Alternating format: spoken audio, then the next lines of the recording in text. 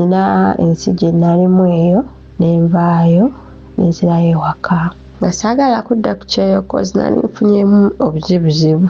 Naddayo ewaka nenoonya omulimu gwe mba nkola naye nga sigulaba. Naye nfuna omulimu natandika okukola naye nga nasooka nga nkola naye nga tebitambula bulungi. Engeri gye nali nsasula rent gye nsula nga nsasula ne rent gye nkolera ate nga ssente byonna nga nze nali sisobola kubikwasaganya nga mbazizaako emabega. Nalina mukwano gwange yali muvubuka wa booda nga mugamba njagala tandika kukola naye simanyi ngenda kukola mulimu ki. Nangamba nyina mukwano gwange omukyala wali akola nte bizinesi ye ekola, nja kutwalayo ajja kubamu ku ideas za bizinesi olabe bizinesi gy'onaakola. Munange nga tufuna olunaku nga ntwalayo ew'omukyala. Omukyala yali ayogera nnyo nga wa bigambo bingi. Nangamba gwe wondaba wano koza saasoma. Nasoma onda mzine engoye ziddugala lutuuza nti saasoma nasoma naye bizinesi tezeetaaga basoma biki. Ayogera nnyo nti omukyala yali ampadde idea ya kusuubula birime watermelon ovacado ebyo weebityo n'okutunda ebyokunywa. Munnange nze gwolaba nenzikiriza bulungi naye simanyi ate obwongo gye bwakyukira ate ntandika otundamu ebirala. Bye nali ntunda ebyo bwe byannema. Omukyala oyo nga anguzaako ku bintu bye nengenda nembitundira ku bizinesi yange n'afuuka mukwano gwange nno. Ate nga gino emikwano gino egitijja nga ye waba ayagala omuntu abeera amwagala ng'aba ayagala buli saa mubeere mwenna ne wekituuka nga kiseera kyakulya mmere mubeera akulinda waliwo nowenafumba emmere nga ngenze mu kyalo nanninda paka ssaawa 5 wenakomawo nambegera emmere naye nga agifumbye dda ng'ate mukwano bano abateekamu akasente nga akutwalako ne out nagulinga nengamba bannange nfunye mukwano gwange nga omukazi anjagala nga nange ndaba bannange nfunye mukwano gwange. Munange kyakituka nga mugamba manyi nnyo yajjayo ku bizinesi yange n'abiraba naye nga tebitambula bulungi. Nemugamba manyi zisigenda kuddamu kukola. Nangamba omanyi bizinesi eyo gitunde oddeyo ebweru. Nze nnya mukwano gwange gwe nja okuconnectingako akutwala ebweru. Ajja kutwala ku mulimu gwa barista naye nga ssente ze nnyina tezimala ze baagala. Kati nga wentuna eri bizinesi tibusoda teziba tezimala nga yaneeyimiridde nti in case wemba sisasudde ssente yajja okusasula ssente. Munnange mu process eyo omukyala oyo yalinawo omulenzi. Oba muyite mulenzi oba muyite musajja kuba yafaanana balenzi naye nga muntu mukulu. Lekayinza okuba kati alinga mu 33 naye nga omulaba gwenza ogamba alinga 25-24. Yalinawo omulenzi awe ewaka naye ebiseera bye twafuukira nnyo ab'omukwano n'oyo omukyala nga mbuulira babbaabe so yalina mu heartbreak nga nange nyina heartbreak eyange ewalala nga naye alina kati nga tubeera twegumyagumya nga mbuulira babbaabe nga manyi nga 3 abeera abambuulira gundi yankoze bw'ati gundi mwesonyiwa ebiki eyo ojja funa omulala webityo. Kati ng'abeera ngamba nawe oyagala musajja afaanana atya. Yalina omulenzi oyo yali amukolera awo mu dduuka nga yaŋŋamba mbu omulenzi oyo mukozi amukolera era nga ayagala byagenda bweru mu nsi z'abo abazungu naye nga ŋŋamba omulenzi oyo ankolera bulungi emirimu gyange wemba ngenze ebweru njagala abeere nga yasigala mu bizinesi yange abeeremu paka wendidda okyo nimalayo emyaka 10 nze njagala abeere mu bizinesi yange ankuumire ekifo kyange kino. Namugamba kaale nangamba naye ate olumu ssente nangamba naye ate olumu ssente tazimpanga we yazikoze. Nemugamba obanga abulankanya ssente zo lwaki oba omuleka mu bizinesi yo bw'aba nga ogendagenda ebweru ne bizinesi gitunda abantu ogenda ebweru bakutawanya mu bizinesi zibadde kuwa amagezi bizinesi ogitunde. Nangamba nze ekikulu si kya bizinesi wabula nze njagala kuba nga nsobola okuumirawo ekifo kyange kyekikulu nze ne waba tampaamu ssente konze kale. Abalungi abamasaka road tuli buddo. Ploti zaffe ennaku zino era muziraba zitandika na kkubo lya kyalo. Tulinawo ploti zizosobola okugamba nze njagala natandika na kkubo lya kyalo, njagala nteekewo amaduuka. Estate mugiraba twasaze ne tumala no demarketinga obuyinja mwebuli, neera nga wembagamba oli wadde mbogama njagala 5 ku 10 meka 2 3 n'okweyongerayo. Viyo mugiraba balengeze ekkubo muliraba, amasanze weegali, amazzi weegali, national water. Si byateere olina ogenda ku luzzi buddo, tuli buddo kisozi. Nzize olunaku lwaliro banjulira estate eno empya ey'ebuddo ku Masaka Road.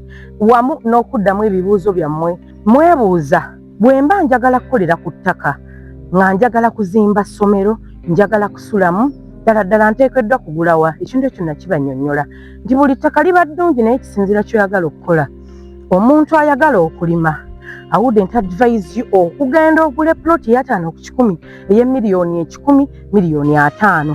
Ezo ploti tuzitera nnyo okwagala omuntu n'ozigula ng'ogenda kuteekawo nnyumba ye ey'olubeerera w'ogenda osula. Buli muntu yandiyagadde oteeka ssente ewantu wagenda okuwangaalira. Osobola okugamba ngenda teekawo apartment, njagala kuteekawo bizinensi yange oba ddwaliro oba ki. Awo wonna tukinuulira nti tewateeka buteesi ssente mu ttaka nti wazisuula. Abamu basobola okugamba ezo zonna ssente oba tosuula ssente okusinziira obulungi bw'ettaka ky'ogenda okukolerawo. Naddala nga ffe ploti zaffe ze tetutunda ploti ziri mu kisenyi, teziriiko mazzi, era nga mulabe eno eri ku lusozi waggulu. So si kusuubira nti ogenda kujja osuule wano ssente, tekisoboka, togenda kusuula wano ssente. Jangu ogule ploti ya 5 ku 10 buddo kisozi, kyapa mu ngalo. Tulina ploti okutandikira ddala ku miliyoni 10 ez'ebyapa, naye si wano. Wano tutandikira ku miliyoni 5 n'okwambuka n'enkaaga. So mutunoonyeeko, tubeerawo ku ofiisi zaffe Emmengo Katale oba Emmengo ku Shell, tuli opposite Sir Apple. Tubeerawo okuva Monday paka Friday. Naye ng'abeera nga mbuuza naye oyagala musajja kikaaki, nga mugamba ng'oyo olinayo muvubuka akola mu dduuka, lenga muganza njagala omuvubuka ng'oyo mulaba abeera smart, height yeeyo, nga buli seera niwaba mbuuza naye nga we wambuuza ne mugamba ng'aseka busesi. Kati munange lwali lumu, banaye simanyi oba emboozi teba empanvu nnyo, lwali lumu nga omulenzi oyo aŋŋamba mbu balinayo beach party gye bagenda okugendako, naye talina mukazi gw'agenda naye, abadde ayagala agende nange. Ne mugamba bangamba olina omukazi n'omwana, n'agamba nedda omwana mina naye omukazi twayawukana dda. Munange nze saakola sobi nga ngendawo omukyala nga mugamba nti gundi nno yangambye bwati ne bwati nti balinayo beach party gye baagala ogendako, nayagala ntwale nze nga girlfriend we, naye bagenda kusulayo, mbu basula mu loogi. Mukazi nga ngamba tojja genda nno nga nsikiriza. Konze ne mugamba nje mugamba akugambe. Kati naye nga mukusooka nga mugamba gwe nno yangamba okutwalako, yasooka n'angamba kale. Kati munange nga nze gwolaba ngenda ku internet noonya obugoye bugenda ku beach, nga mbeera mulaga nga mugamba kana kagoye kanaakola olaba oti, kano tekaakola ogenda ku beach, kano tekaakole, ng'abeera ngamba nawe n'olina ssente ez'okwonoona.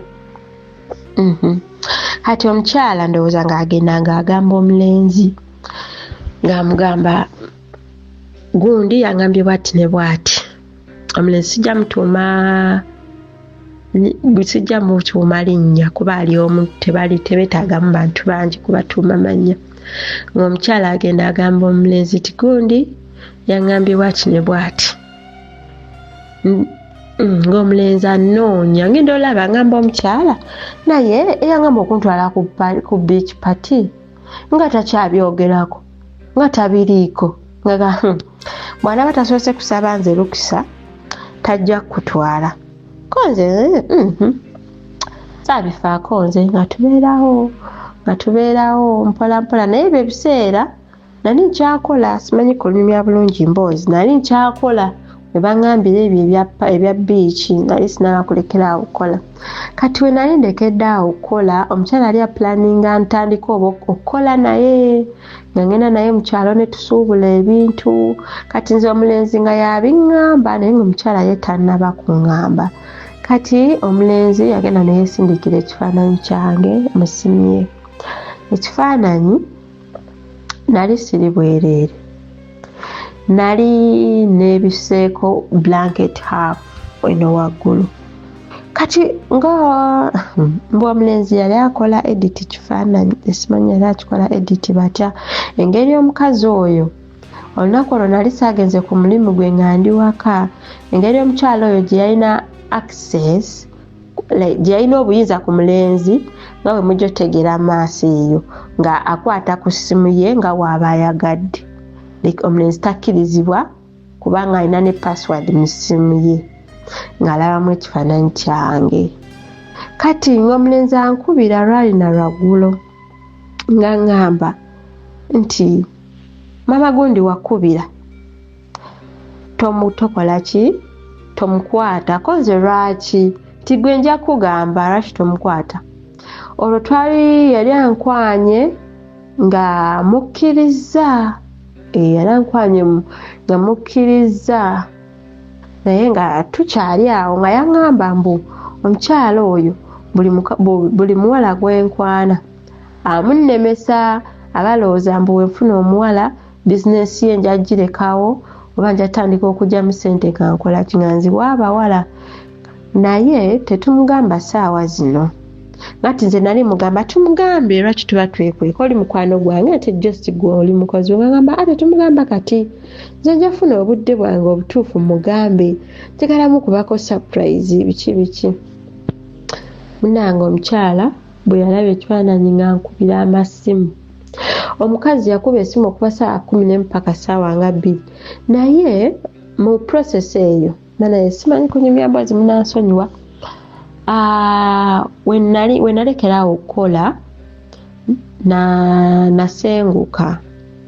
Bwe nasenguka nenzira ewalala, era oyo omukyala ye yanyambako okusengula ebintu, okubijja gye nali, okubitwala ku nnyumba empya ku mutwe, kuba ze byali binswaza naye yeetikka ku mutwe n'amagulu ne gazimba nga nsengula bintu, kozi gye nali nsengukira tewaali wala, otambuzaawo bigere naye nga omanyi ng'osengula bintu. Era omulenzi oyo yatikka bitanda, nsawo ebyo byali bizitowa, yabitika ku piki ekiro naye ne musasula. Kati naye omukyala bwe yalaba ekifaananyi n'ankubira essimu. Yankubira essimu nnyingi nnyo, saamukwata. Ng'oli we yali aŋŋambye tokola ki tomukwata, era nasensinga nti waleka waliwo ekitali kituufu. Gw'abadde anoonya ekifo ekirungi eky'okuwummuliramu ng'ate kiyooyoote bulungi ddala, twalonzalonza Janko Hillside View Apartments nga zisangibwa Janyi Church ku Entebbe Road. Apartment zaffe ziri fully furnished nga buli kimu okisangamu. Kuno kw'otadde parking engazo bulungi ddala, internet ey'obwereere, CCTV cameras wamu ne security eri 24/7. Gw'ayagala okumanya ebisingawo tukubire ku namba 0770 718 98 oba 0704 13 19 99. Hillside View Apartments. Munnange omukyala saamukwata ng'omulenzi aŋŋamba nti ajja kujja ewaka. Ng'omulenzi aŋŋamba ajja kujja ewaka ambuulire lwaki yaŋŋambye sikwata omukyala. Namugamba kaale, era oyo omulenzi yakolanga ku dduuka lyoyo omukyala nga tanyuka leeti. Ezo ennaku omukazi oba yali agenze olwo olunaku omukyala yali agenze kusuubula, naye yakomawo mangu, so saaliyo ku dduuka lye, nali saagenzeeyo kuba yali agenze kusuubula. Omulenzi we yajja olweggulo ng'aŋŋamba mbu mama gundi yalabye ekifaananyi ekyo mu ssimu yange. Munayogera ebigambo bingi, nagamba oyo omuwala atandika atya okusindika ebifaananyi bye ng'ali bwereere, mweyita mutya. Kati omulenzi oyo alina mukwano gwe. mukwano gwe kamuyite esi. Esi ono omulenzi we yali akwana nze yalaga oli omukyala nti esi yankwana okumubuzaabuza. Kati nange omukyala nga wambuuza ani akwana nga mugamba esi yankwana. Kumbe ono omukozi we ye yali ankwana naye nga just nange mubuzaabuza koze naye simanyi kituufu kiri wakati waabwe. N'agamba lwaki mwannimba nti esi yali amukwana ng'ate gwe wali omwagala. Ebirala bye baayogera saaliyo. Munnange omukazi ng'asirika olunaku lwankubira amasimu teyajja waka. Kati ndowooza ng'ateekako bambega bajje waka no babege omulenzi oyo bamulabe ng'ajja ewaka. Era wayitawo simanyi ennaku we zaayitawo naye mbega gwe baamuteekako era yali abeera n'oyo omulenzi mu dduuka. Baalimu abalenzi babiri naye ng'oli ye talibeeramu nnyo ng'ono yalibeeramu nnyo kuba baali abalenzi babiri nga bonna bato era nga yabagulira emmere byonna. Olunaku olwo omulenzi we yajja ewaka era yali azze kunnyinnyonnyola kuba yali yakatuuka bw'ati n'oyitawo eddakiika nga 5 omukazi n'amukubira essimu n'amubuuza oliwa. Omulenzi n'agamba omukyala nti ndi wa mukadde maama we kozi maama we muganda wa maama we yali abeera sayidi ze y'okwekyo kyalo kye kimu naye ng'olinnyawo booda nga ya 2,000. Ko ye okakasa oli wa mukadde ko ye nti ye n'amugamba nze nga ngenzeeyo nga toliiyo. Omulenzi n'amugamba w'omanyi naye nze ndi wa mukadde. N'aggyako essimu omulenzi nemubuuza lwaki omulimba mugambe nti oli wange. Omukyala n'ankubira kozi yali amanyi omulenzi gy'ayolede nga bamugambye ndooza baali bamutaddeko mbega. N'ankubira ne ngamba omulenzi nga sinnakwata simu ne mugamba wambuuza ngenda mugambe ki. N'aŋŋamba mugambe ky'oyagala konze kaale. Mukazi n'ankubira halo gundi ali eyo konze ye nti mbadde njagala mpa ebisumuluzo byange eby'edduuka kuba yali agaddewo kanzigyawo abimpe konze kaale. Omukyala bwe yagamba nti agenda kujja kunona bisumuluzo omulenzi n'afuluma we n'agamba manyi kaŋŋende mutwalire omukazi ebisumuluzo bye. Omukazi ng'agenda bwayitawo eddakiika nga 5 omukazi n'atuuka n'ambuuza omulenzi aliwa ne mugamba afulumyemu wabweru naye nga mukwano oyinza okugamba nswaswa ng'azimbye nga sabubi nga mukambwe ng'omukyala mukambwe nange nga mugamba yingira kuba nze omukazi yali mukwano gwange aga Katonda mbugulu nga nze sirina kye mmanyi okuteekawo omutwe gwange ne bagutemako nze nga sirina kye mmanyi. N'ambuuza gwe n'omulenzi mubadde mweyagala konze ye nange mbadde mmanyi wali oyagala mukwano gwe esi konze nedda mbadde njagala mukwano gwe ko ye kaale n'agenda. Kati omulenzi wano mu kugenda ng'omukazi akubye essimu yaleka essimu ye nga mulimu ne layini ng'azigyemu mu ssimu. Kati omukazi wakuba essimu tesobola kukola ki kuyitamu n'agenda. Nali ndi awo obudde nno nga bugenze koze omulenzi yannyukanga leeti nga bannyuka ssaawa 9, 10, 8 naye ku olwo yannyuka ssaawa 6 ng'azze okunnyinnyonnyola. Munnange nga ate mpozi sinyangu okunyumya ng'omukyala agenda n'omulenzi ng'agenda. Bandi awo ssaawa no zanga 8 ninza omulenzi ajje ng'omukazi akomawo ku ppiki ng'akonkona kokokoko nti mbadde nsabako nti essimu y'omulenzi eri awo. Ng'onoonya fanicho w'omulembe eyeesigika ate ng'agulikako omusanga ku Aisha Furniture Mart ebbanda. Twogera ku ntebe, dining tables, ebitanda, center tables, sideboards, shoe racks, furniture w'amafumbiro na buli furniture yenna gwali olowoozezaako ekibajje ky'ekirooto kyo osobola okutusasula mu cash n'okitwala oba okusasula ku kibanja mpola okutuusa lw'okimalayo ng'oteekateeka omukolo gw'okwanjula ng'oyagala otwale furniture akuweesa ekitiibwa. Tandika kati olugendo lwo ng'okolagana ne Aisha Furniture Mart ebbanda. Olina furniture wo gw'oyagala okuddaabiriza tumukolako wamma ekibajje kyo ne kidda bujja. Okumanya ebisingawo basange ebbanda opposite n'ekipande kya Nabisuusa Girls oba yogera ne Mama Aisha Najjemba ku noti 7 noti 5 6 94 noti 3 essimu noti 7 noti 5 6 noti 3 Aisha Furniture Mart ebbanda. Nti mbadde nsabako nti essimu y'omulenzi eri awo konze nedda ne mugamba iye nti weeri nangamba mbadde nsabako ku layini ze ne mugamba layini siziina essimu yeeriwo nga waggale ng'ayogera nnyo. Jjukira ennyumba naakazigendako ne wiiki emu nali naakamala ku nnyumba ezo wiiki emu ayogera nnyo saawa 8 gwa kiro banange obudde bw'ekiro mumanyi engeri eddoboozi gye liba liwaawaalamu gye lireekaanamu nti naali eri abeera awulira.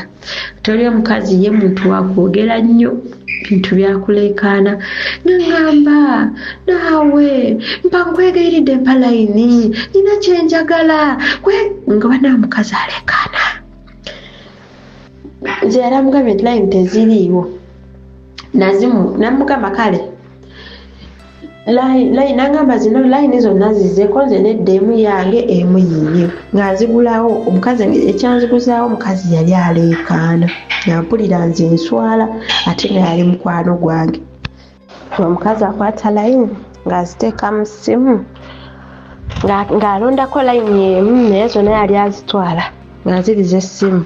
Naye jjukira yaŋŋamba mbu mpa layini nyina ennamba gye njagalako nga muwa kiro saawa nno tugenda mu 9 bwe namuwa layini nga we yafunako layini gy'ayagala ng'agitwala nga mugamba ate layini ng'ogitutte teyanyega ng'atambula ng'agenda n'obusungu ng'asirika saawa ndowooza nga 9 ng'omukyala ng'omulenzi akomawo ng'alina ebinoobole ku ngalo esaati bazikutudde amapeesa olwo ajja ewange bulijjo waatabeera esaati bazikutudde amapeesa nga mubuuza kiki ngamba nva kulwana n'oli omukazi konzi nga kiki ekibalwanya n'asirika. Omanyi yali muntu asirika atannyonnyola ne mugamba buzibu ki oyo omukazi bulijjo mwagalana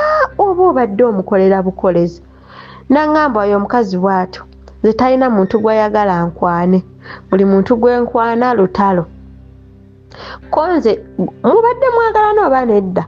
Naŋŋamba alabika ye mpozi nga yanjagala naye sio sisuubira. Munnange omulenzi ng'addayo wabweru ng'addamu afuluma yagenda okukomawo abawuliriza wasozemmwa. Omulenzi yagenda okukomawo ng'akomyewo n'engoye n'ekiveera kye kino ekya bbulu nga mulimu engoye z'oba zaali 3 empale nga 3 n'essaati 3 kati engoye ezo zaali wa ddobbi nga yazitwalidde ddobbi azooze. So omukazi yagenda n'ewa ddobbi azimuggyeko kozi ddobbi yali amumanyi naye ddobbi n'azimumma. Omulenzi nga taleeta kaveera nga takakubaawo nga teyeyambula kunaaba nga teyeebaka ewange nga bukeera ku makya kati bwali bukedde ku makya munnange omulenzi yeebase nga poliisi nga baleese poliisi naye we nasenguka wali simanga bamuyita osi oyo osi waawo osi wa poliisi y'ekitundu kye nali mbeera yali neiba wange ewawe we nasenguka mune twali tuli awo kokokoko nze osi gundi naye kamuyite esi omulenzi kamuyite esi mbadde nkwagala nze afande gundi bantu mmwe omulenzi yakankana n'atya nendaba nga yenna takyategeera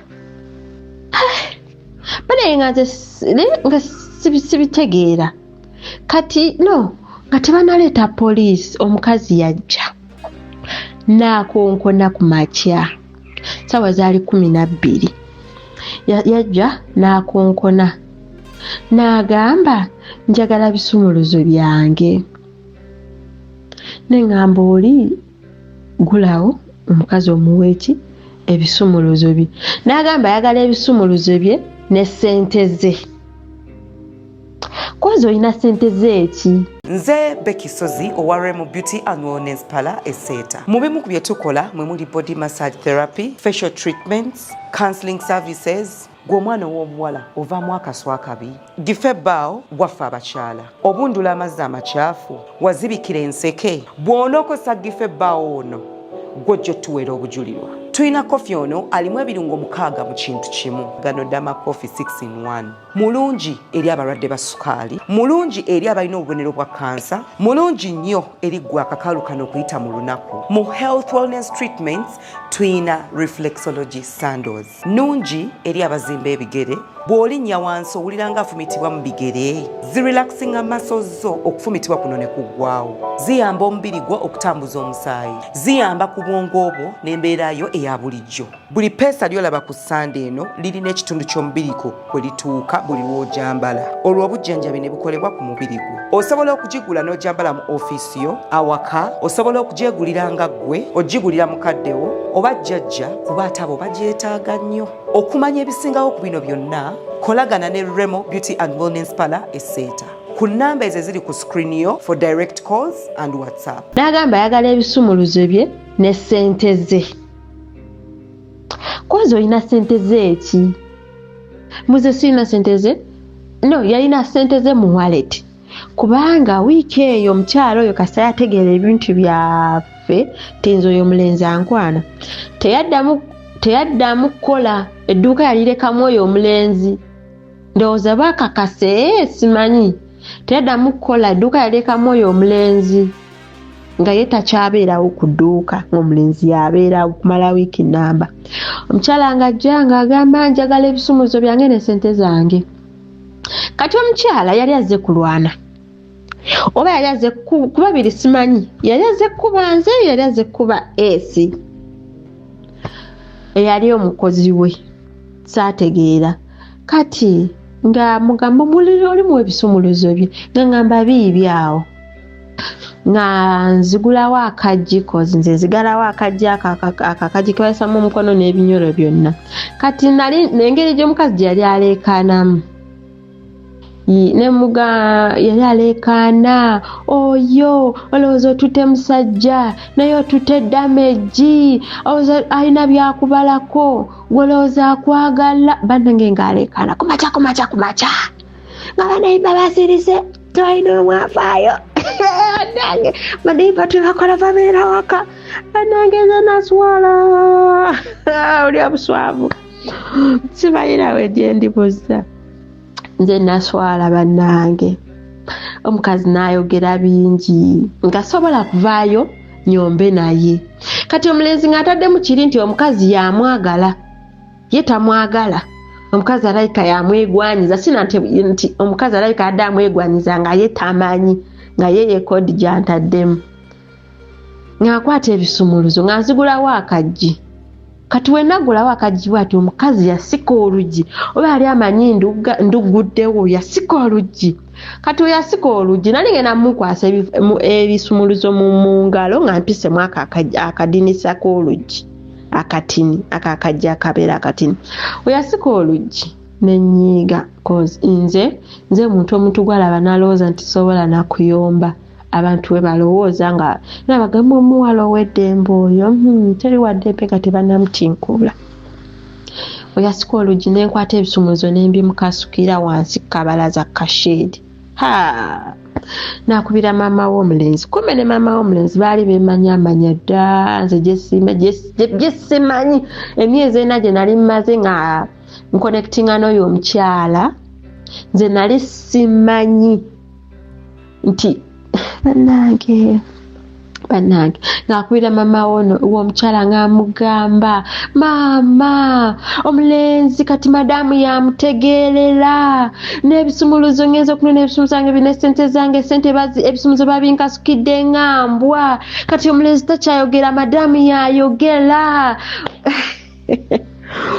We yaleekaana ennyo ne mugamba vaawo awo, nalaba nga kisusse. Kozi ye eddoboozi liri waggulu nnyo, ali mu kuleekaana ayogera ebigambo bingi. Nasooka ne ntekako ka robot, kozi nina ka robot akanene kalinga wuufa. Yali ayogera ebigambo bingi, ne ntekako robot mu nnyumba, ne ngimalayo eddoboozi ne njongeza nga sisobola kuwulira by'aba ayogera wabweru.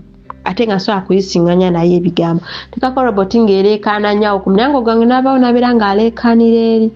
Kati ndowooza mu process eyo mwe yagambira oli omulenzi gwe nabagambye nti baali bakolamu babiri n'omulenzi omulala, naye ng'omulala tali active. Oyo ye yagenda n'aleeta poliisi, n'aleeta afande, naye the good thing nti afande yali amanyi omulenzi nga nti azannya emisango. Munnange gye yamumanyira. N'amukima ne bamutwala. Omukazi n'asigala ng'aleekaanira awo ku mulyango, afandaze ne mugavaawo awo, ko ye lwaki ongobaawo, ne mugambe n'enju si gwe ogisasula. Era afande n'amugamba jangu tugende, kozi omukazi yali ali mu kunswaza ayogera ebigambo bingi. Bantu mu imagine ng'ekifo wakakigendamu, oli mupya weesulubabba weefuula nga sire queen, ate munnange gwe omuntu najja kati nga bagenda ku poliisi, saamanya nze saagenda kozi naye saakubeeramu eyo katemba. Nze wabula omulenzi yakomawo n'aŋŋamba imbu ku poliisi bagambye omukazi laavu ye mutawaanya.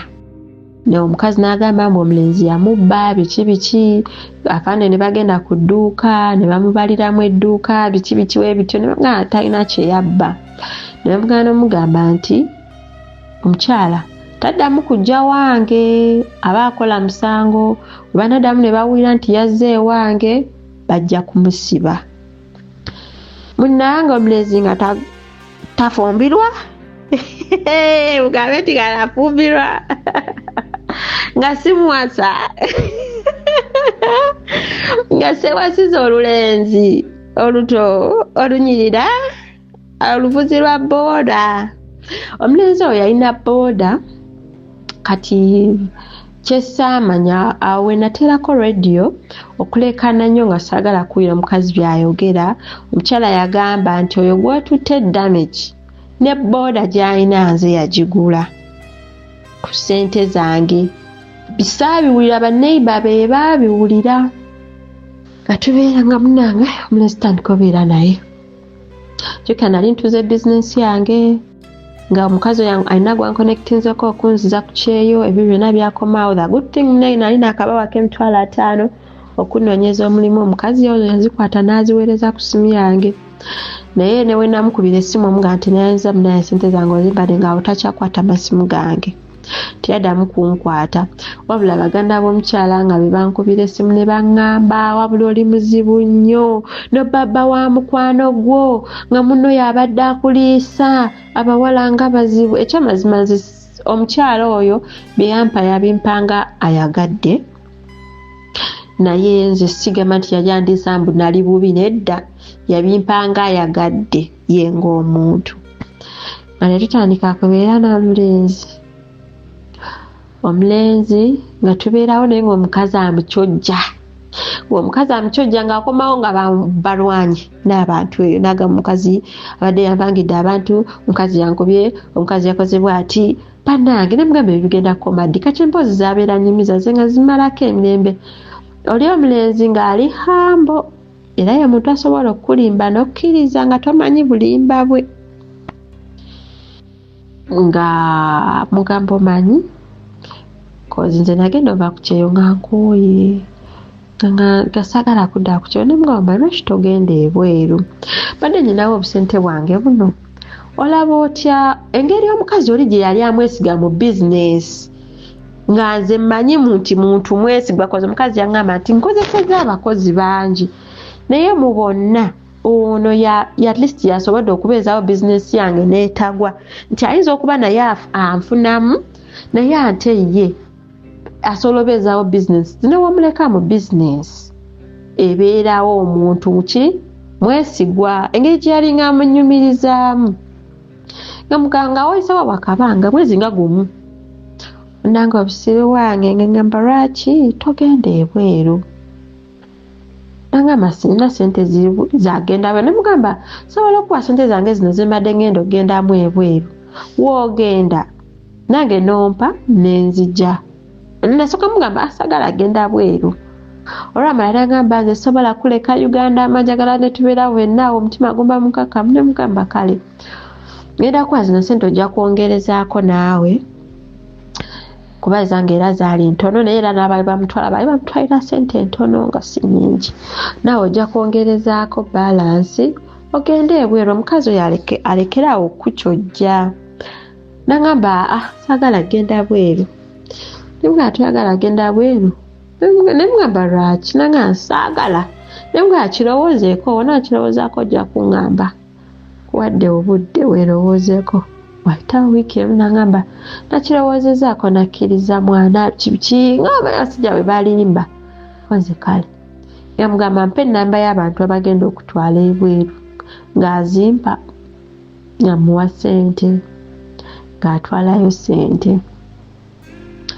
kati nga bamugambye bajja tambulira ba myezi 2 emyezi 2 gituuka omukazi yasooka oba 3 myezi 3 omukazi yasooka n'atulima nti visa yafulumye bwe yatulima nti visa yafulumye omulenzi yakwata booda gye yalina omukyalo oli gye yagula kati omulenzi oyo mukusooka yali yaŋŋamba nti wanaaba agenda ebweru booda ajja gindekera mbeere nayo naye nze okusinziira nti omukazi oli yali yagula booda eyo nagamba nze saagala kundekera booda eyo onaaba ogenda ojja gitunda tujja kwongezaako sente tugulemu akapoloti nti ye nagamba bwe naagitunda nze nja kukwata sente nga bwe nzituuze nzikuwe gw'omanyi kyonaaziplaningamu nti ye tuka ekiseera omukazi atulima nti visa yafulumye atunda booda ekyamazima ze sente ze yatunda booda saazimanya kozize yali angambye booda yagitunda $3,900 nze waka yajja ne $2,000,000 nampaaka kakadde kamu nti nkatereke era akakadde ako kwe twagula essimu ne bag ne wasigalawo sente ntonotono era nanyombesa essimu naguze ya bbeeyi biki webityo tugenda kizuula nga n'omukazi visa teyafuluma booda agitunze nze sente endala simanyi gye zaalaga ezafikkawo simanyi sente gye yaziteeka wayitawo ebbanga baŋŋamba nti omukazi ku kampani gye yali yakozesa omu atali omukulu one ababeeranga bano abakonekitinga agamba nti bagenda kuddamu bagobe ku bya visa ye naye twagala balansi koze balansi agenda munoonya balansi ki nga nze mmanyi balansi akusayo $5,000 gokka kumba omwami oyo we namuwa sente teyazitwalayo zonna sente yatwalayo miliyoni yatwalako kitundu sente teyazimalaayo zonna nga bwe nazimwanze teyaziwaayo ate nezo ze yalina okuwaayo teyaziwaayo beera awo olwamala nembuuza omukyala naye sente mmeka ezo nyabo nagwawo ekigo omulenzi we yakomawo nemubuuza nti abantu abawa sente nti ye sente zonna nazibawa nti ye koze nga bangambye bati newe bati abo balimba bw'obakkiririzaamu olaba noluli basooka ne batulimba ebyavuza nti yafuluma nga teyafuluma bakulimba ng'oweeza ebigambo by'abantu omanyi omuntu akayana ng'olabira ddala ye mutuufu bali balimba olwamala nga kisusse nga luwengezako mugamba nga newoba ojjudde emmere walla yagibuuka n'atambula n'agenda olw'ebyo ebya ssente. Olwo n'amaze wiikisi 2 takola, yamala n'agenda eyo mu kampuni eziwola ppiki, addamu neyeewola ppiki ku ziri ssente ze yali ampadde ezaali zigaddewo, n'agenda neyeewola ppiki, n'addamu n'afuna ppiki endala. Kati lumu tuba tuli awo n'angamba naye olaba otya wesigenda bweru, neesigala wano ne mugamba ssebo ssente ze twateekamu zifiira awo bwezi olaba otya wesigenda bweru. Naganze ndaba twandibirese, kati yalaba nkambuwadde n'abivaako, twandibise ne bano nsobola okukolerawo, kumbe kakimanyi ssente tekaaziwaayo zonna, ssente kaazi bannange abakazi tutomera. Ate olumu mubaamu n'obusiru, nenenya nti mwalimu obusiru kozi ebintu abasajja bye baali bampisizaamuko osanga sinze yandikoze ekintu ekyo, naye nalowooza nzimba muntu ategeera. Mune nga tubeerawo omuntu etwali nga twakatandika obeera ffenna naye nga tetunatandika kubeera ffenna. Nono omukazi oyo olunaku lwe yamugwamu yaŋŋamba bagenda kugamba ebigambo bingi naye si bituufu, byonna si bituufu, bakulimba bampaayiriza tebaagala tubeere ffenna.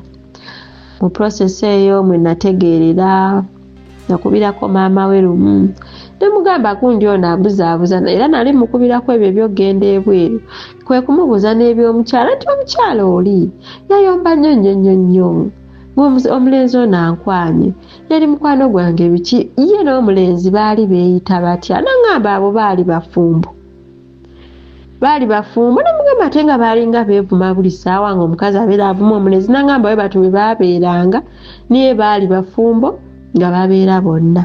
Bannaye nagwawo ekigwo kubanga oli omukyala yali anjagala nnyo, namudisappointinga, namulyamu olukwe, bye saamanya koza babinkweka bombi. Naye ng'omulenzi ne we mubuuza nti bannange wali weeyagala n'oyo omukyala, ayinza n'okkomba ku paasi. Naganza oyo omukyala simwagalangako, oyo omukazi omukadde asinga ne maama wange obukadde, oyo omukyafu bw'atyo, nganza oyo omukyafu mwagaza ki? Bannange ng'abyegaana.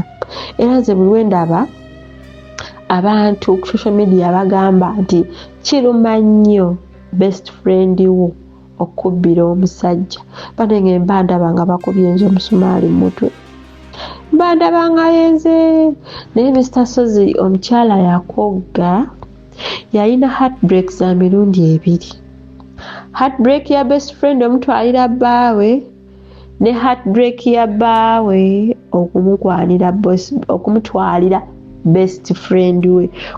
Kozi nze ebbanga ettono lye nabeera n'oli omukyala omukazi yali anjagala nnyo. Naye nze nalina abakyala abaami b'oyo omukyala be nali mmanyi, nze be yaŋŋambanga nga 3 ng'era bajja weewuwe ne mbalaba n'abandaga. Kuba yalina n'oyo omwami eyali antwala ebweru yamumpangirako oyo omukyala, mugamba nsagala abasajja balina abakazi. Naye nga tubeerawo n'omulenzi, omulenzi yatandika ye yali muntu atayagala kukola. Abo abasajja abo abatagalira ddala kukola bannange ebisiraani nnyo. Abasajja abaagala abakazi okubawa ye ng'abeerawo ng'alowooza mu nsawo za mukazi kumuwa. Twatuka ekiseera nga gayoyo nze okuva mu buliri nyina kuyomba. Wemba siyombye tava mu buliri. Nga yamanyi omuntu okola ssente z'emmere n'eza landiroodi kimala. Tewali kirala. Kasitaafu n'ez'emmere omutwalo gwanaakuwa. N'omwezi gwa landiroodi nga ne landiroodi mubeera bubi mukwano. Landiroodi atuse sezano jiruzi ne mubeera bubi. Nalyoka azimba kubanga emyezi egyasooka 3 nze yali yesasulidde ennyumba yange yannyingirira buyingirizi nga sirina ready kubeera na musajja banaye simanyi naliko kizibu ki. Omwami oyo natukeesanga akomawo ssaawa 9 ogw'ekiro nga waba yeebase nsooka kuyomba nengala naye basajja banno baagenze dda ku mizigo kuno gwali mu nju weebase. Bane nga nsooka kuyomba omwami ezukka ng'agala yeebaka azukke ku 9 alyoka agenda akole agende ku 9 akomewo ku 11 ez'okumakya. Tetukkiriza nengamba obona omusajja mubbi ng'akuba butayimbwa kiro kuba omuntu agenda ekiro kati awe nayombanga awo natandika okugenda ng'akusaawa 6 ogw'emisana era ng'akomawo 9 ogw'okumakya ng'ofumba obumere n'obuboobeza n'obuboobeza obumere emmere gye wafumbye ku ssaawa 8 n'ogiboobeza paka 8 ogw'ekiro oba 11 ez'okumakya ng'oboobeza bumere. Netukesanga nempulira nga kati ate we nategeera nti n'ebyobweru yali annimba. Nze nkyawa mangu nze munange nze niyinza okwagala omwezi ogwo n'ogamba bannange singa nasooka kufuna ono naye ate wenkukyawa newolinye saagala ninyewo kuba natukesanga ntunulira yatukesanga naye alaba ali guilty gagenda nakutunira ng'omubbi namukola amaaso bannange naye lumu twali tuli awo omusajja tayagala kukola bannange amenya lumu twali tuli awo lumu yali akoze eki bannange sijjukira bulungi yalina kye yali akoze oba byali ebyo ebyeyo omukyala nga mbitegedde ne mugamba todda kwegayirire paakinga ebintu byo otambule onviire naleeta ekiveera kye ekya bbulu n'apaakinga ebintu bye naye ng'ekyamazima talina gy'adda nga talina gy'agenda ebw'omukazi gye yali abeera yavaayo kati abeera wange naye kanimba kino omusajja ali mu 32 years n'obeeraawo nga tolina wadde akafaliso.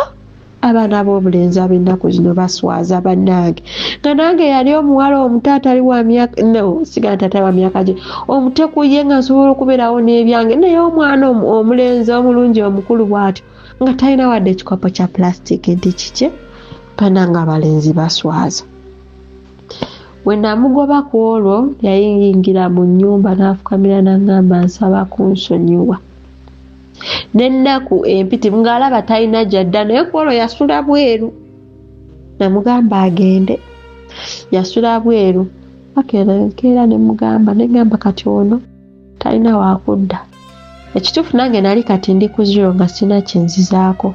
Omukyala gye yali abeera yavaayo kamuleke kuba nange kati yandiisa kamuleke abeerewo nga wempulaninga ekirala. Namugamba akomawo ewaka yakomawo olweggulo naye ng'oyinza ogamba asuze ku street okumala omwaka naye natafaananika nemuleka n'abeerawo naye olumu twali tutudde awo n'ayogera ekigambo olunaku lwe namugoba katwayitawo wiiki emu n'agamba nabadde ne mukwano gwange alina ennyumba ze yandaze naye singa nabadde ne ssente nabadde ngenda pangisa ennyumba eyo at least newe nandisuze wansi ku seminti naye nandibaddewo nekindaga nti omuntu gwendiko apulaninga nakunzirukako akyali ku ebyo negamba mutima nembwa ekitegeeza wadde oyagala kgenda nedda oli wanteekako embeera nempulira nga nekyaye negamba kati lumu twali tuli awo nemugamba ninga naali olubuto mpulira nga ali olubuto nangamba ogeza n'olufuno ojja ddulya awe nazuukukira nengamba ogambye eki nangamba ogeza n'olufuna ojja ddulya nenkyusa face nangamba nze mbadde nsaaga biki nemugamba oyogera otya ekigambo ekyo nangamba naawe olaba twakeefuna tosaafuna lubuto kati twakeefuna mwate kufuna lubuto ze omukazi wafuna olubuto andabikira bubi ze omukazi wafuna olubuto akaddiwa negamba kale ebintu byali bingi nga ajja nnimba ngamba njagala wona agende wa muwala omukolere shopping we nali ngenda teyampa wadde omutwalo ng'alimba bannange oli omulenzi ng'alimba nze obulamu bwange sifunangako omusajja mulimba ng'oli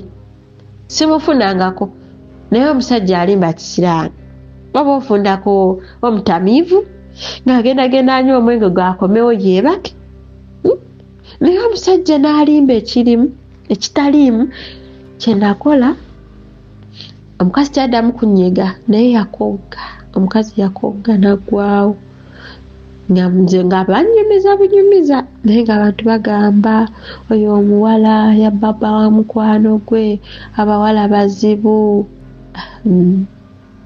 bananga ogwapumbiza abantu z'otamanyi nakumanya atuuka ekiseera nga ng'atandika ogoba ku byogenda ebweru nga naawe omusajja gwendi naye talina gyantwala kasita ayogera ku ky'okusenguka nga adde apulaninga nako nzirukako kama mulungi ebyogenda ebweru nabigoberako wiikisi 2 ne biyitamu naye kakijjuka nali namugulira ebintu byogenda ebweru mugamba manyi ngenda naye mbadde nsaba esweta ez'okusweta ze nagulira ez'okugenda ebweru kwakwe tewagenda mbadde nsaba ompeekeemu engeri gye wali winta yagamba nze tokwata ku sweta zange nzaagala naye ng'atayagala nkwate ku sweta ze ebintu ebiri mu nnyumba byasulako byange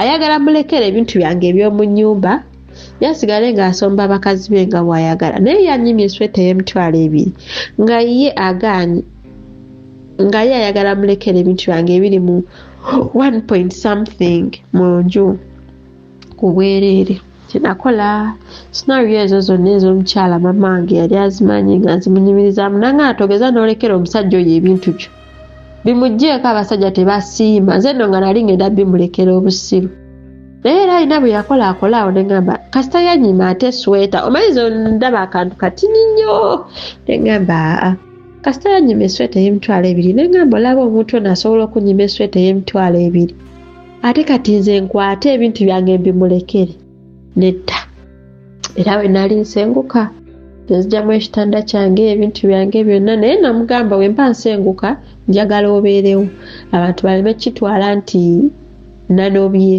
basigale nga bakuwamu ka respect akamu bamanyi osimanyi kye banalowooza nenjagala obeerewo ng'atikka ebintu ebyo nga mbitwala naye yaliwo neetikka ebintu byange nemulekeramu omufaliso kapeti piro 2 nesuuka emu n'akatimba ne blanketi ne kapako ne baafu emu kateni zange nazigyamu mu luggi kozi nga sinagenda namugamba nti gula kateni kuba kateni zange nzitwala kateni zange nali nazigyayo ku kyeyo ng'alowooza bazaaga ne mugagula kateni zange we mba ngenda nzitwala olunaku lwe nali ngenda okusenguka nazigya mu mulyango n'enzooza pasiko namulekeramu ako kagundi ka Curtain Road ak'okuteekako kateni naye ng'asengula bintu nga ngenda nasenguka kirojjukira ntuuse eyo mama wange gye ntwala ebintu byange obudde bugenze olina opanga ebintu ate mu nnyumba weebake kuba nali nsimbula nkeera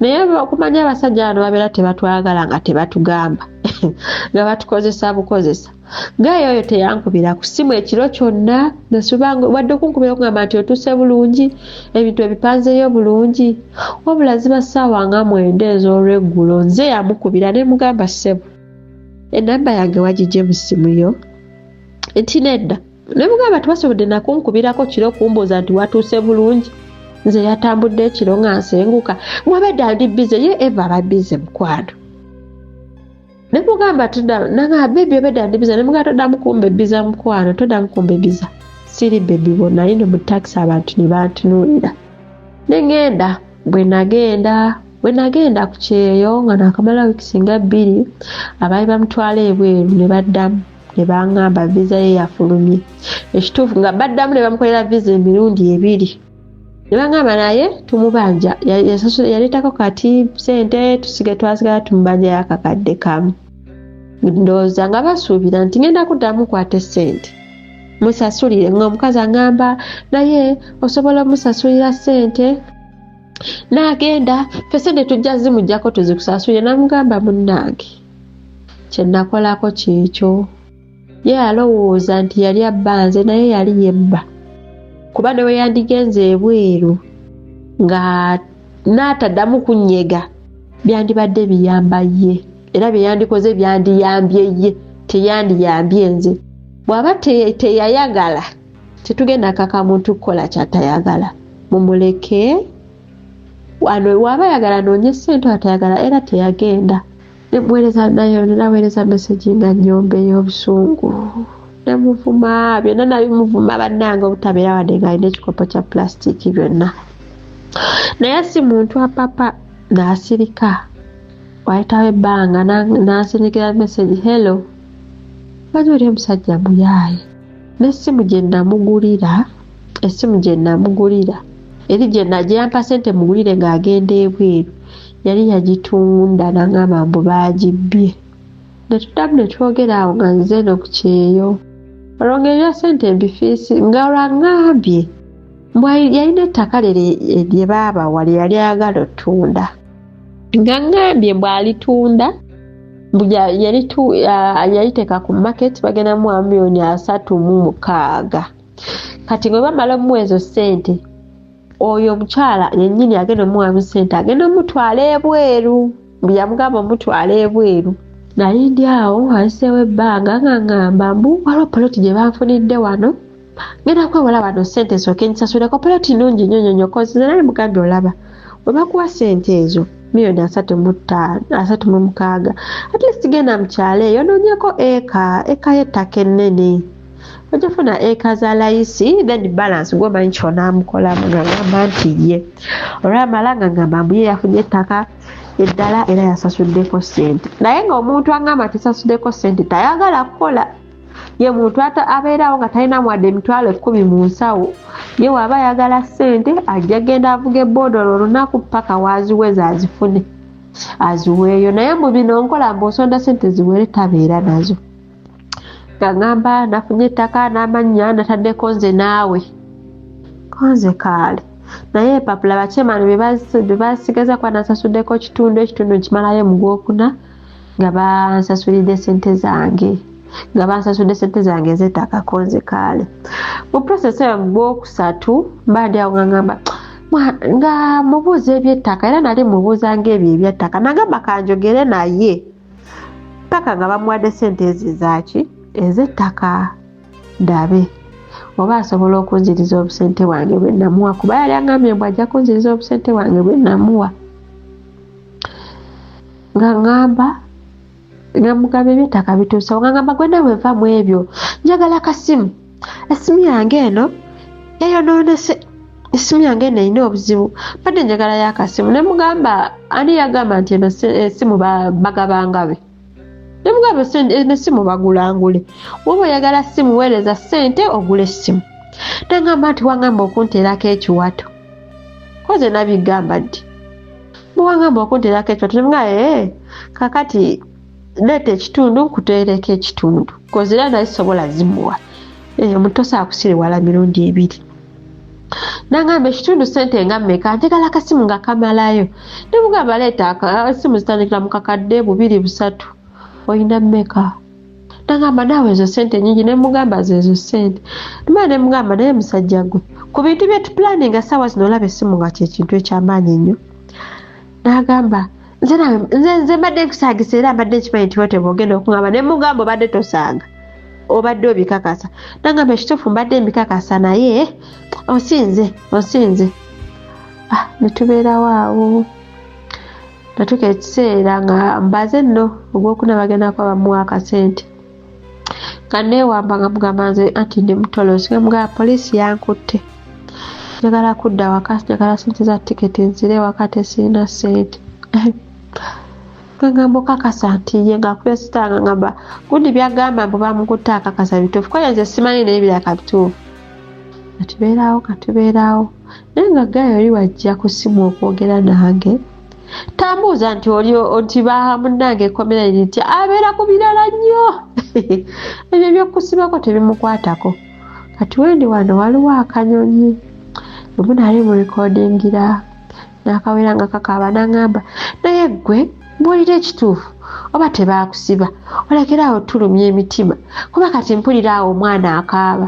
emugaa toyawulira kanyonyi na mwana nga tubeerawo awo naye nga talina kyazzaako ng'ali awo kale ng'ali mukunkumira mu bulimba nga alinda ndowooza lwaliddamu okunfunamu ssente naye eri kyansi yajja lumu teyadda naye kyembuuza omukyala oyo munoonye mwetondere oba muleke cause obuzibu bwalina nze omukyala we maama yaŋŋamba munandimnoonyeza ne mwetondera naye abantu abo tebaŋŋamba mazima bannimba kuba nakati paka nakati omukyala oyo nze teyaŋŋambako nti oyo omulenzi yali bbaawe n'omulenzi takkirizangako nti omukyala yali mukazi we naye nga bamanyi abasajja balimba yeegana ne kyolabako ate nze we nabeera naye yannimbanga limba nendaba nti biri bye yeegananga tebyali bituufu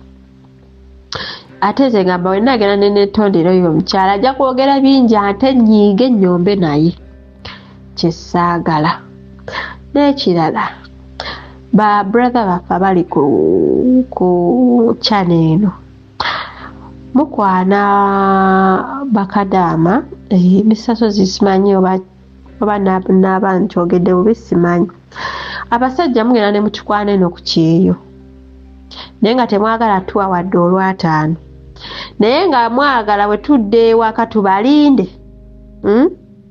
mutuzaalemu nga we mutugamba naye nga wabadde ku kyeyo eno nga tolina nakyompa nyina mukwano gwange anaatera okuddayo ewaka abale ne basekadaama nga bana nga bamukwana koze owa abantu chansi n'ofunamu omutuufu naye atuse okudda ewaka ayagala kudda waka agamba babasajja bonna nti munaye kati omwezi bwe guti genda kudda waka tukoze tutya badde njagala tuguleyo ku bintu eby'omu nnyumba bonna agenda abagamba alabe ku bonna tewali namu yagambye nti oba omanyi bwe bamugamba ddayo ewaka opangise ogule n'ebintu mu nnyumba fe we tunajja tujja kuweza ennyumba like mwagala kutuwa ssente nga lumaze tusanga waka simanyi ekintu ekyo oba nkireete ntya nze tonsuubira kukwekuumira ggwe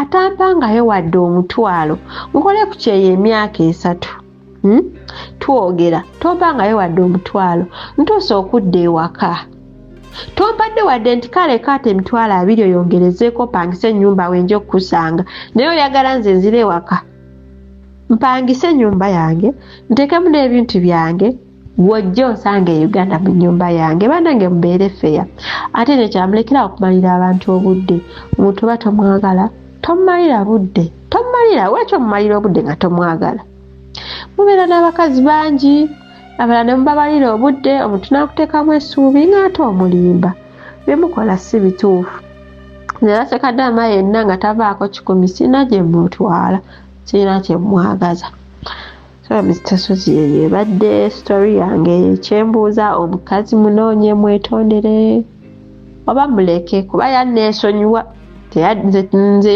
yajombesanga mulenzi yajjanga n'aŋŋamba naye nze omukazi teyanvumako wadde okuŋŋamba nti oba mukwano gwange n'onkola bwoti nedda yasirika engeri gye yali sugar mami wali omulenzi naye baŋŋambyeko nti omulenzi yaddayo ew'omukyala era bamulabawo ku bizinesi ye ng'atuddewo kozi namukwano gwange yaŋŋamba lumu yali agenda mu tawuni n'amulabawo ng'atudde awo kati nina n'omulenzi era neyibange gwe nali mbeera naye yaŋŋamba nti era naye yali agenda mu tawuni kozi omukazi w'abeera waliwo stage ya taxi yali agenda mu tawuni era n'alabawo omulenzi ng'atuddewo sisuubira nti yali coincidence nti bonna baamulaba olunaku lumu kyemanyi baamulaba nnaku ezaki ez'enjawulo ekiraga nti ew'omukyalo oli yaddayo kuba ye muntu atasobola kukola alowooleza mu bya bwereere ayagala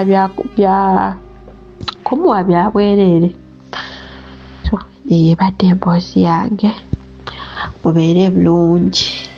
Ekisooka singa mba nkwanukula ku kibuuzo kyo nti waliwo obwetaavu obw'okugenda weetondere mukwano gwono asimanyi okwetonda kugenda kubeera ku kikubanga already oli taadmitinga nga nti ono yali muntu we. They played around you making you think that oli mukozi we bukozi.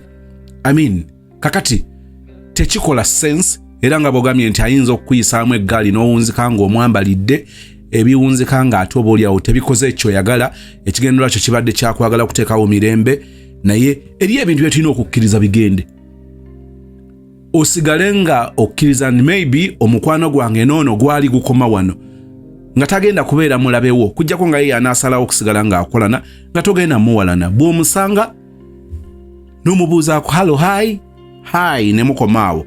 Ne bw'oba oyagala owalire nnyo friendship yammwe esigale nga weeri, olumu kiyinza okunzika nga tekikoze nga bw'oyagala kiveemu. So bukkiriza nti kakati ono mu lugendo lwange naye kirabika script yali egamba nti twali tukoma naye wano nsangi. Kkiriza weeyongereyo muzima ya mpigi katende bikoze bitya. Waliwo lwe tulina okubanga tukkiriza nti kati kino nyina okukkiriza kibeerewo, ekyabaawo, but life moves on. Weeyongereyo mu maaso. Moving forward, omuntu ataba mwerufu gy'oli kukulaga nti kino kyali. Kakati ate gw'ogende ng'ogendera mu kiti ki. So let's accept nti ebibwe bitu bibiri. Aba abantu gye bali, naye era njagala kubategeeza nti ebyo ebintu bireeta emitawaana. Oli bw'abanga yakunyumiza abasajja be basatu ng'ono taliimu n'atandika okwekkiriranya, waliwo olumu katemba gw'otateekeddwa kubeera kitundu ku ye. Ne bw'ozuula obuzuuzi, nkubye akafaananyi wali ng'omwana ow'obulenzi aleese ebintu bye mu kayumba, aleese ebintu bye mu kaveera, abikubye ewuwo, anaabyeko, ayingidde obuliri. Era bw'obanga onyumya nti wali owasizzaako emboozi eyo nkulu nnyo kubanga wawasaako ssebo, ate wawasa n'okugoba n'ogobako, nsinziira wano okulabula abaana ab'obulenzi. Mumanyi bwe kimenya okugenda ne weefubittika mu kazigo k'omuwala nga tokasasula.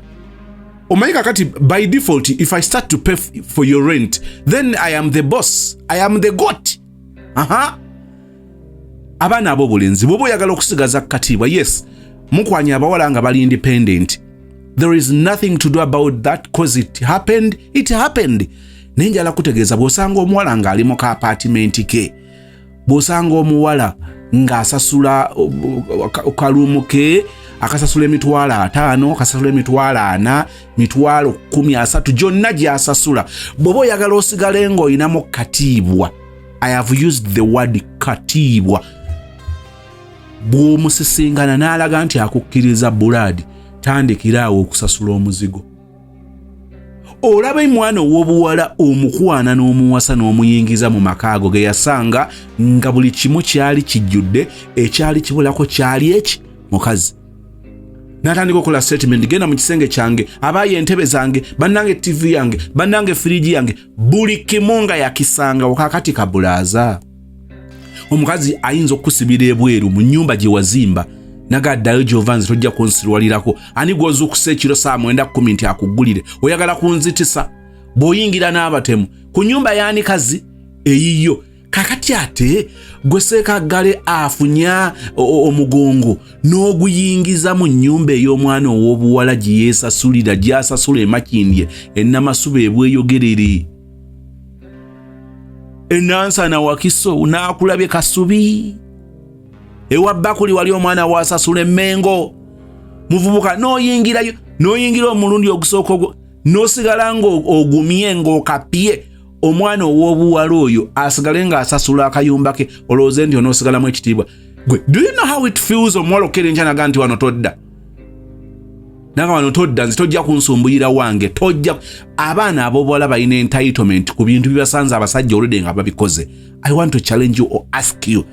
Olwo bwe kituuka ku nnyumba gy'amanyi nti yagenda ewa Land Road, eyasasula emmotoka eyasomba ebintu bye, n'ayasasula akayumba ke, kakati akabaddemu, ne banneiba bamulabye akabanga kabaddewo nga ye mwenye, yakonkona, yeyeggulira, yeyeggalira.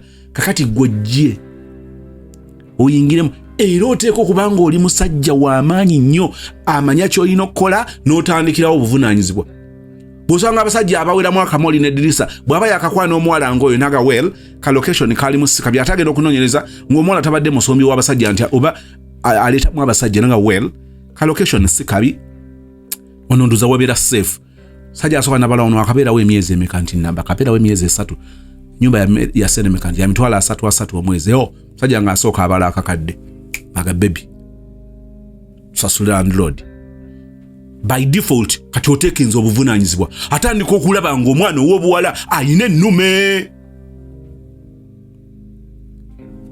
Gaso omusanzeemu mugende nga muwamba abawala bano mu magezi. Omusanze Gasa ali ku kano ka 3 kg. Ngo mga baby kano kaggwamu mangu. Tugende ku 6.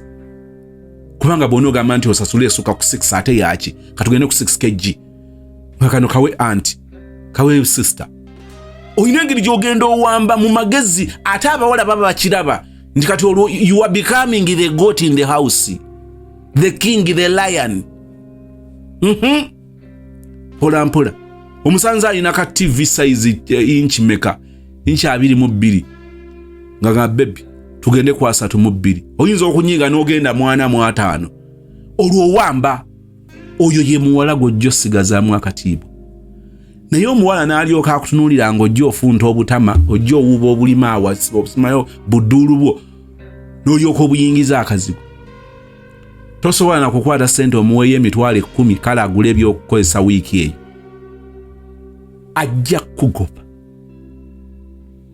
Okujjako nga naawe ozze buzinga ojjo oyite mu kiro ogende. Ne bw'ona ogamba nti onoosegaza akatiibwa. Mwesonyiwe abawala abali independent. Tebabaagala nga muwala gw'osanze waabwe nti asuula mu kikomera waabwe ali ne maama ne taata. Si bye bimu. Kali ka children tekasasula rent. Kava waka ne kagenda ku campus. Ojja kawe emitwalo 3 kabune emiwabo. Ono nyabo Miss Independent gwoliko alina bills. Alina obuvunaanyizibwa bavubuka. N'osigala ng'ogamba nti oli musajja. N'oyingira essuuka. N'ozifulumamu. N'olirako masowaani. N'ofumbiza. N'oyingira ekinaabiro. N'okinaaba. Omwezi gumu. Myezi 3. Mwaka. N'osigala ng'ogamba nti oyagala bakuwa ekitiibwa. Ani gw'oyisaamu amaaso. Oyogera njogera. Mwana gwo baakukuza bubi. Kale njagala kutegeeza nti weesonyiwa omuwala kubanga gwe baakuza obubi tumutegedde. Yaliwa ye gwe musajja gwe. Olwoba oli musajja omanyi kye bayita ekisogasoga. Toba musajja n'akato. So you respect from a girl gwe wasanga nga yeepangisiza akazigo ke kubayita. Musajja gwe.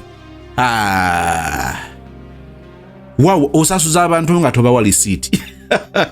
Weewa akabalaza akasiimule. Abo abawala mubagendeko mpola.